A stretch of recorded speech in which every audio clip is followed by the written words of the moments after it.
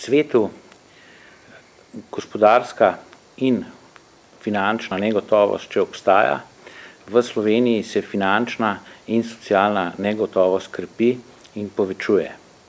Razlog za to je v delovanju sedanje Pahorjeve vlade, ki bo v teh dneh na oblasti 2 leti. Ukrepi, ki jih je sprejela Pahorjeva vlada, so se pokazali kot neuspešni in neprimerni.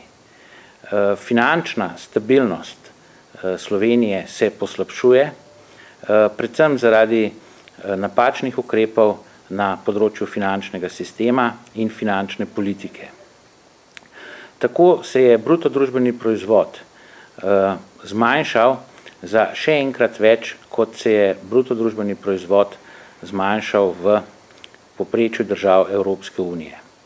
Gospodarska rast je še enkrat manjša kot v povprečju Evropske unije. To seveda pomeni, da so se hkrati povečalo število nezaposlenih, hkrati se je povečalo število insolventnih podjetij, stečajni postopki so se podvojili in danes imamo skoraj še enkrat več nezaposlenih, kot smo jih imeli pred 2 letoma. Temeljni razlog za takšno stanje je podcenjevanje gospodarske in finančne krize, je neodgovorno delovanje vlade, je samozaverovanost in ošabnost ključnih ljudi, tistih ljudi, ki bi morali skrbeti za blaginjo ljudi v Sloveniji. Večina ukrepov, ki je bila sprejetih, ni dala pozitivnih učinkov, ni se pripravila pravilna strategija na finančnem in ekonomskem področju, zato se dejansko sprejemajo ad hoc ukrepi, dnevni ukrepi, ki naj bi izboljševali sedanjo gospodarsko in finančno situacijo. Žal se to ne zgodi in ker se ne zgodi, postaja situacija na finančnem področju nepregledna in kaotična.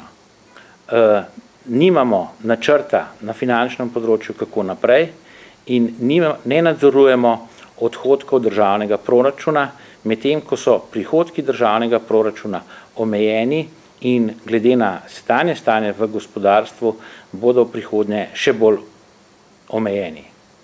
Zaradi tega je nujno vzpostaviti red na finančnem področju v tej državi in nujno je dejansko sprejeti takšne ukrepe, ki bodo zaustavili povečevanje nelikvidnosti, ki bodo zaustavili finančno negotovost in ki bodo spreobrnili smeri razvoja v gospodarsko rast in seveda v večjo stabilnost ter nenazadnje na koncu v večji optimizem in večje zadovoljstvo ljudi.